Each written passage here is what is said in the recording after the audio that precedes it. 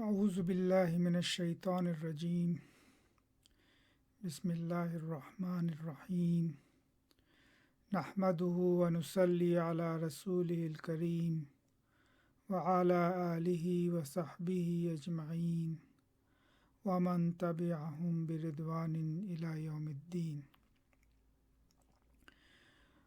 So we are going to be covering Juz 19 today, and so this Juz has 3 surahs in it, Al-Furqan, and Ash-Shu'ara, and An-Naml. And so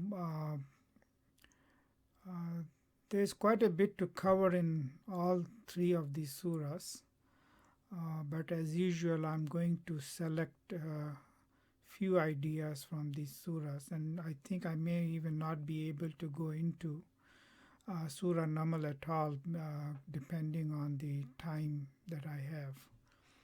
So I would like to start with Surah Al-Furqan. The title of the surah literally means the differentiator or something like that, or the criterion. And as we understand, the names of the surah are just labels for those surahs to identify which surah you are talking about, and do not necessarily have any relationship with the actual content of the surah, because we understand that the Quran, for the most part, appears to be a non-linear document. It doesn't flow from the introduction to the central argument to the conclusion, which is how most books are written in this world. But it has its own order, and it has its own system, which is not like the normal system, but it's not completely random, because it's designed for a very specific purpose. And that design can only be fulfilled to be able to influence human mind, human heart, guide human beings to something. It cannot be done through just randomly throwing out ideas out there. It has to be organized. It has to be bound to a system that achieves its purpose. It achieves its purpose of persuading man for its message, achieves its purpose of making man stand up and change himself and change his society, and achieves its purpose in creating the worldview and thought process in his mind that is necessary to deal with life in this world and to be successful in the hereafter. So all of those functions are fulfilled by Quran.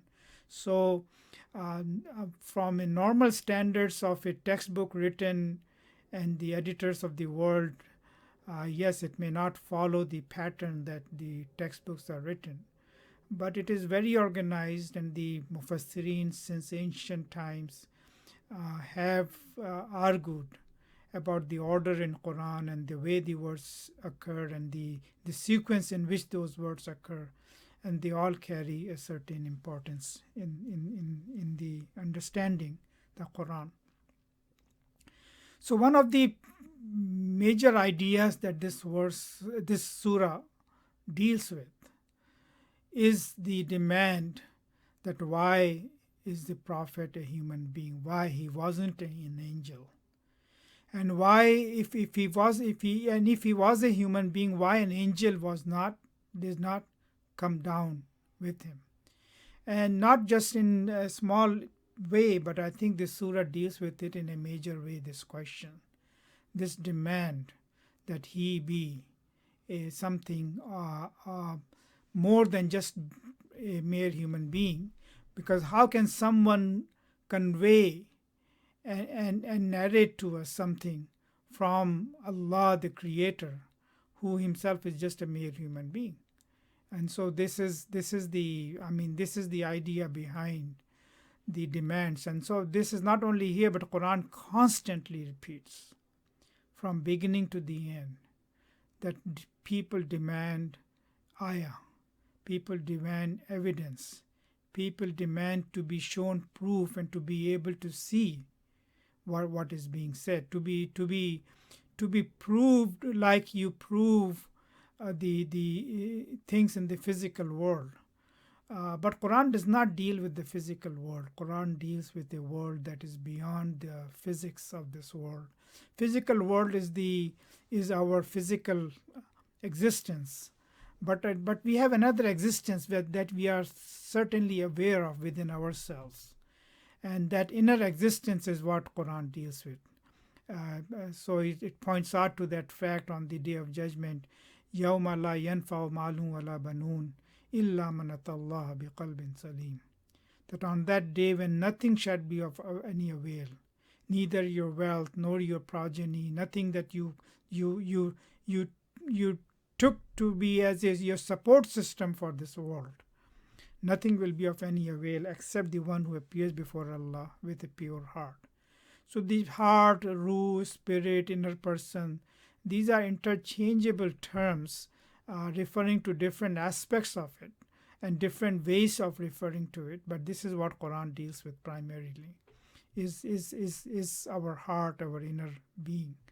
And so for that, Quran presents for us arguments that should be sufficient to bring our inner spirit and our inner mind and our subconsciousness to say, yes, this is the truth. And Quran makes that argument constantly and says that there no physical proof is required for it. I mean, a curtain will not be raised and you will not be shown hereafter as a result of trying to prove it to you. So the Quran very beautifully mentions their argument where they say, وَقَالُوا in verse number 7, it says, وَقَالُوا مَا لِهَذَا الرَّسُولِ يَأْكُلُ الطَّعَامَ وَيَمْشِي فِي الْأَسْفَاقِ لَوْلَا أُنزِلَ إِلَيْهِ مَلَكٌ فَيَكُونُ مَعَهُ نَذِيرًا. They say, what sort of messenger is this? He eats food and walks about in the marketplaces. Why has no angel been set down to help him with his warnings? But Allah subhanahu wa ta'ala says that He's capable of doing that. تَبَارَكَ الَّذِي إِنْ شَاءَ جَعَلَ لَكَ خَيْرًا مِّن ذَلِكَ. I mean, you're talking about just making him an angel and making him, providing him with things in the life. He can give you much more than you can imagine. Rivers can flow for him, and palaces can be constructed for him, and physical might can be attached to him. And if physical might was needed to convince people, then he would have been given that. But the only power that any messenger was given was to try to talk, converse, convey, continue with the arguments, trying to bring their attention to what is being taught and the arguments being made by Allah subhanahu wa ta'ala. And it presents plenty of material for human minds to reflect upon, to ponder, to come to this conclusion, to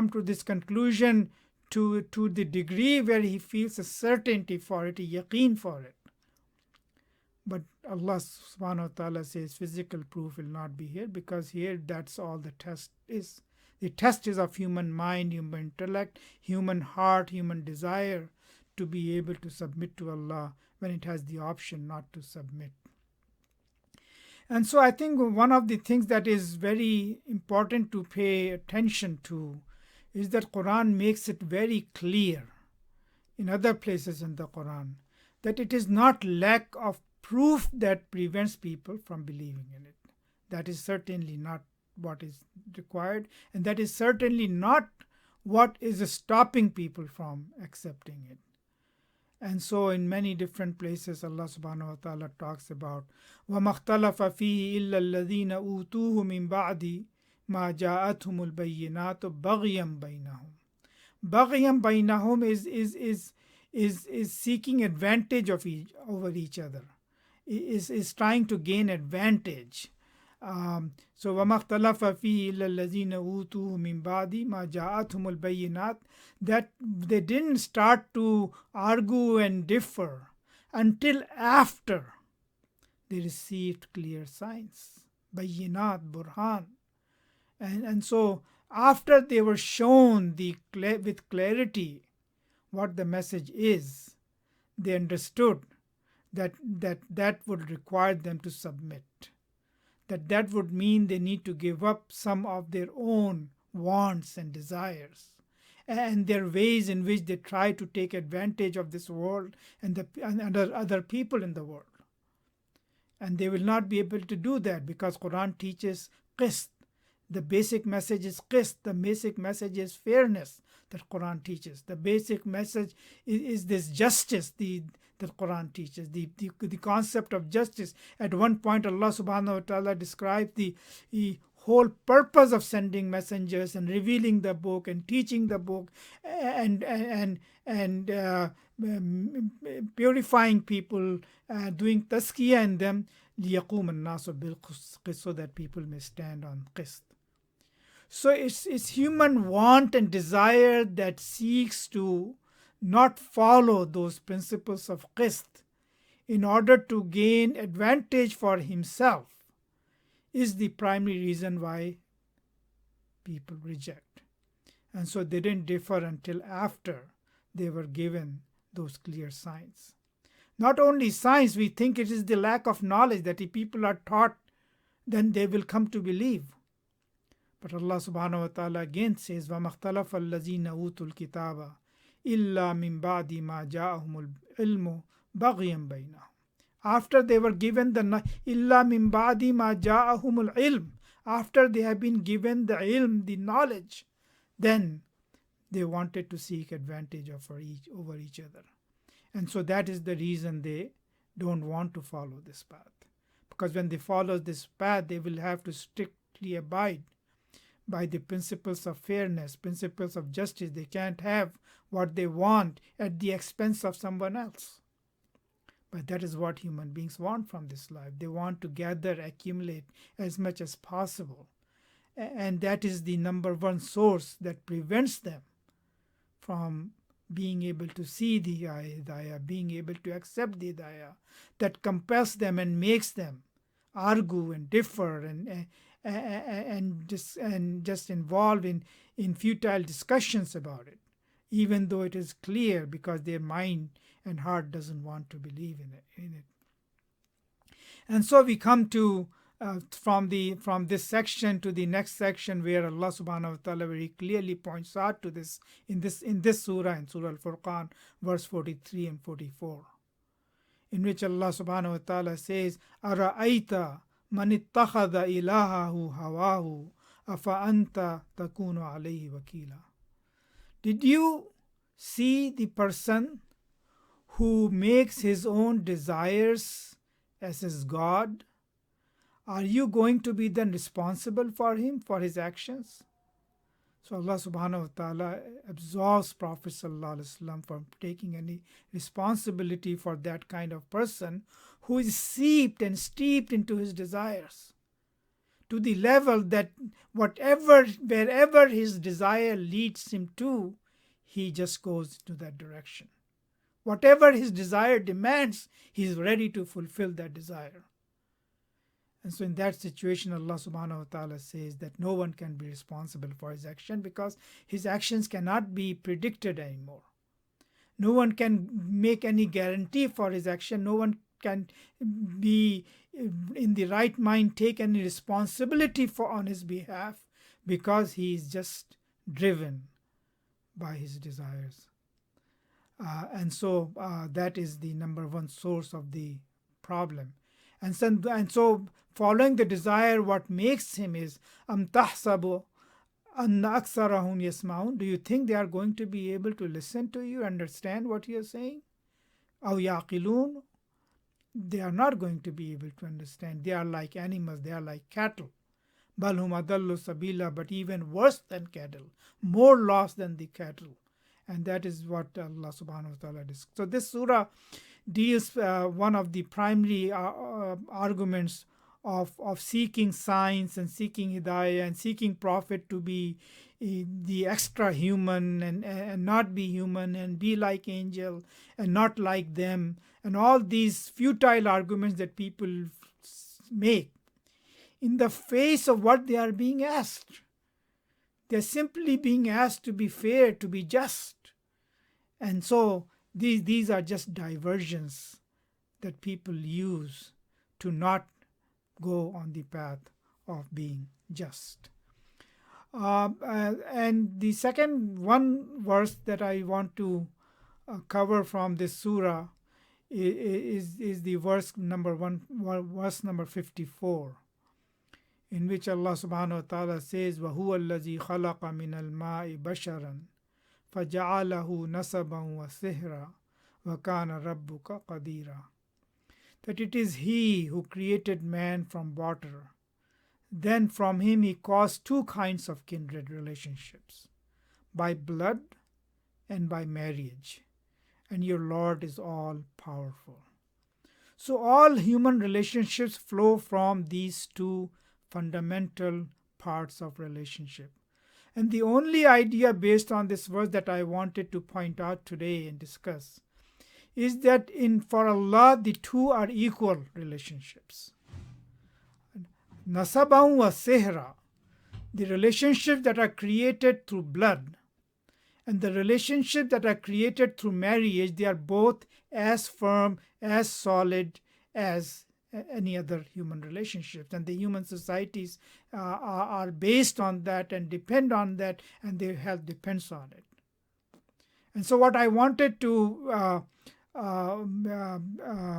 point out is, in modern world, in today's world, in people following their desires, people consider marriage and relationship through marriage as something disposable, as something they can enter into and get out based on their desires, based on their feelings, based on their mood, based on what they're thinking, based on what they think the relationship should bring to them. But we don't take those same attitude towards blood relations. Regardless of how our children behave, they remain our children. Regardless of how our brothers and sisters, whatever they do, they remain our brothers and sisters. So we consider one relationship to be temporary and disposable and there only for your enjoyment, and the other relationship being the one that is serious and that is made and that you cannot get out of.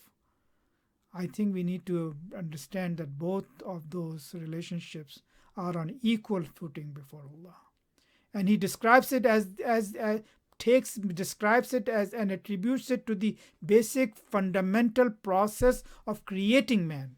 We created man from water. وَهُوَ الَّذِي خَلَقَ مِنَ الْمَاءِ بَشَرًا فَجَعَلَهُ نَسَبًا وَسِحْرًا وَكَانَ رَبُّكَ قَدِيرًا. And your Lord is all powerful. He's capable of that. And so that is where I just very briefly wanted to point to this one aspect of this verse where Allah subhanahu wa ta'ala points to the two sources of human kindred and relationships in the world. Outside of the relationship that you get, which are contractual in nature in business dealings and society relationships and friendships and all of that. These are the relationships that are not negotiable, and one should pay attention to these relationships. The end of this Surah Al-Furqan, is also a very powerful part of the Surah, and very powerful in the sense that it describes the basic attributes, and it describes those basic attributes as the attributes of the slaves of Allah. Quran describes them as ibadur. Other places, we discussed Surah Al-Mu'minun yesterday, and we discussed Allah subhanahu wa ta'ala described the qualities of the believers, and if you believe, then you must have these qualities. Ibadur Rahman al-Lazina Yamshuna is going further from it. In order to truly become slaves of Allah, there are qualities that are needed and required in human beings. And it discusses many of those such qualities, being humble, not spending freely and not being stingy in your spending, not killing, not committing zina, and so not saying false things, not giving false witness. But all of those other characteristics that Allah subhanahu wa ta'ala describes, although we can discuss, but I don't think we'll have time to discuss them all. But I want to take up the primary characteristic because I think, as I said in the beginning, Quran has an order and that order is important. If something is mentioned first, then means it is superior to something that is mentioned second. And then the most primary characteristic of an attribute of the slaves of Ar-Rahman, and Allah subhanahu wa ta'ala is referring to his quality of mercy and owning them as belonging, meaning they are the ones who are eligible to receive his mercy. Allah subhanahu wa ta'ala says, the servants of the merciful are those who walk humbly or gently on the earth, and who, when the foolish address them, reply with peace, and they don't interact with unnecessary arguments with the ignorant, with people who are trying to argue just for the sake of argument, or entering into futile discussions.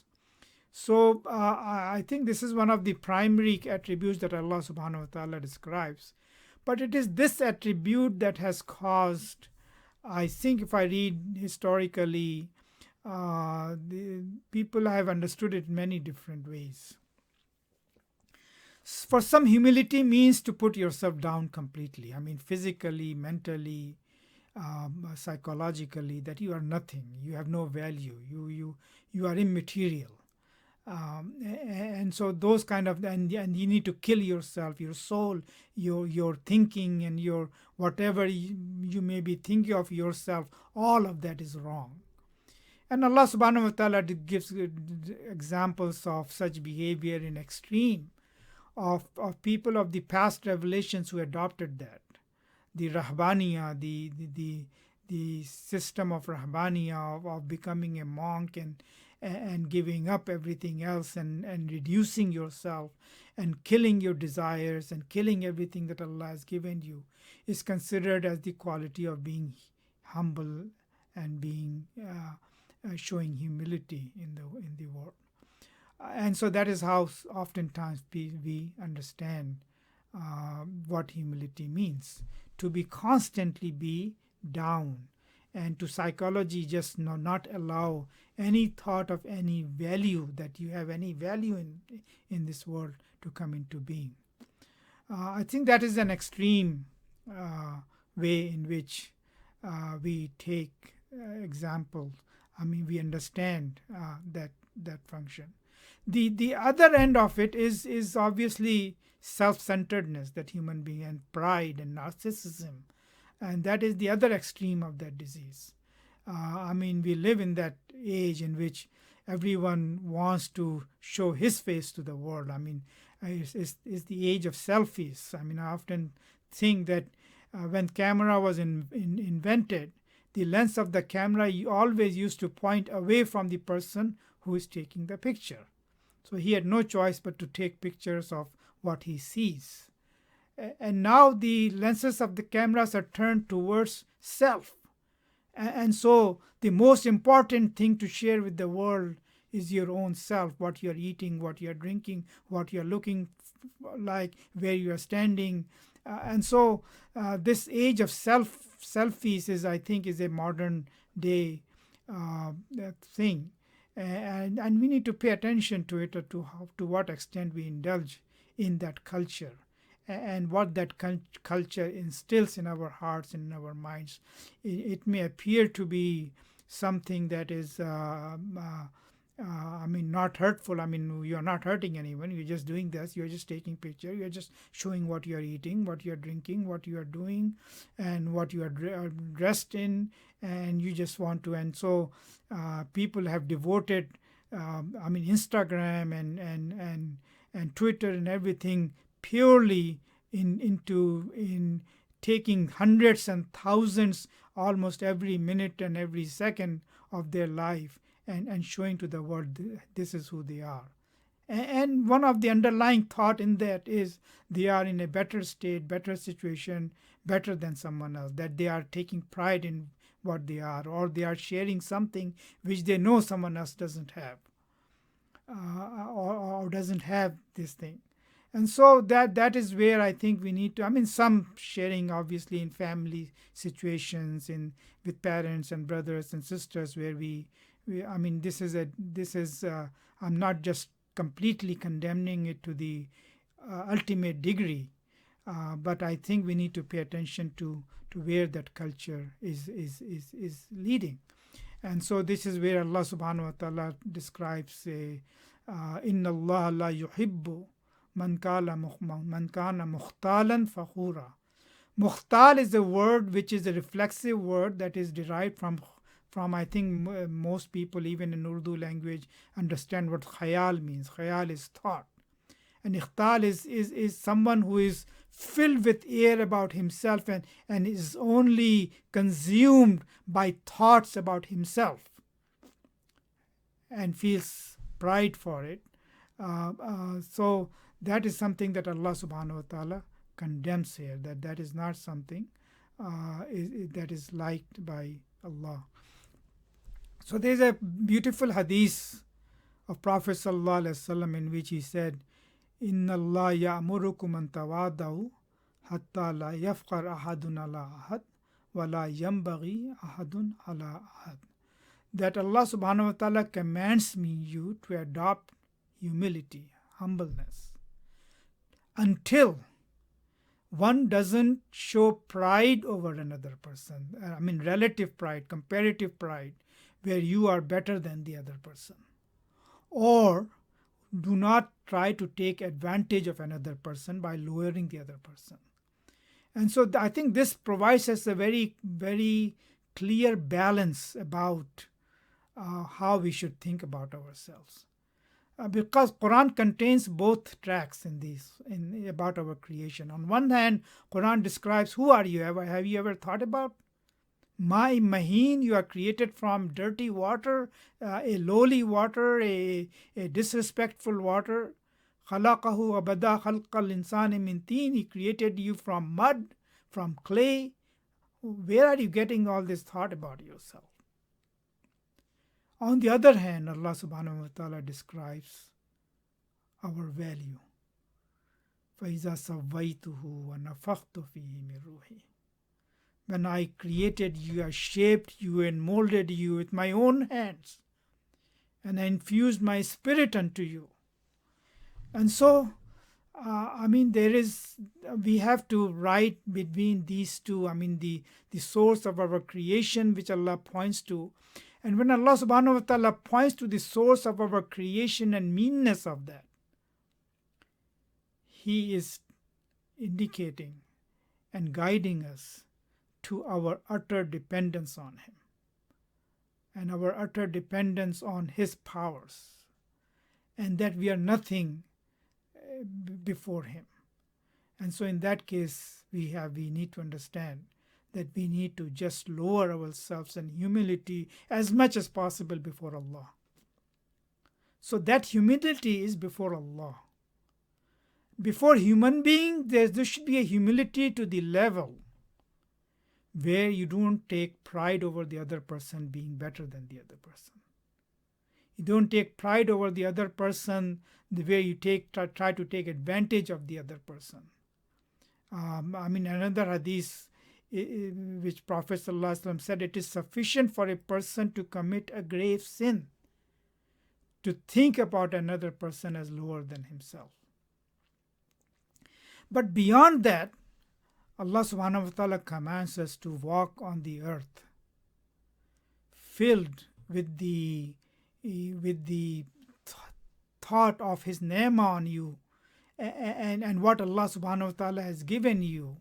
And this is what Prophet ﷺ commanded. When someone came disheveled and not taking care of himself and he was capable of wearing better clothes, Allah subhanahu wa ta'ala asked Prophet ﷺ asked that person that what happened. Allah wants to see the effects of His ni'mah on you, to be able to see that Allah has given you something. And so rise and do that. Umar ibn al-Khattab saw once a person who was walking as if he's sick, and he's just lowered his head and everything else, and utter humility. and he struck him and said, straighten up and walk straight. And so the limit, the humility is where you protect the other person from causing any harm coming to from yourself first. And secondly, not allowing you to think that any way you are better than the other person.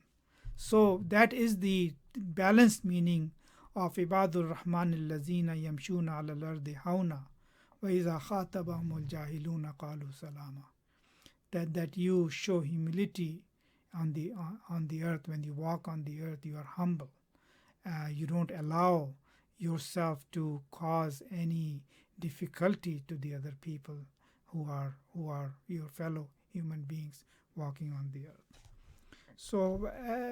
So as I suspected, I think I won't have time to go through other aspects. But since we are only covering selected items from each surah, so it's okay. And inshallah, whatever idea is left out, inshallah, through repetition in the Quran, maybe in some other ways we will be able to discuss it and deal with it.